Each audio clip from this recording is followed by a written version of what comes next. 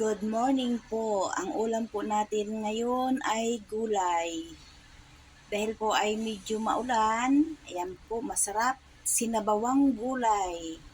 Ayan, naglangoy-langoy talaga siya. Sariling ano po yan? Sariling luto, at ititinda ko rin siya. Ayan siya. Ayan.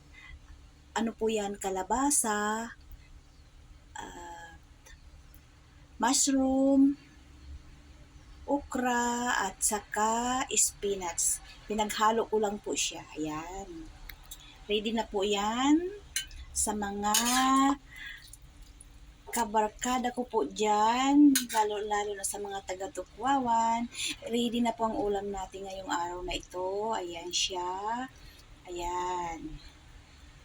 Lumalangoy na gulay. Paborito po iyan ng aking mga katrupa dahil sila po ay on diet lahat. Ayan po. Ang kapartner po niyan ay pritong galunggong. Ayan po siya. Okay, see you later. Thank you. Bye-bye.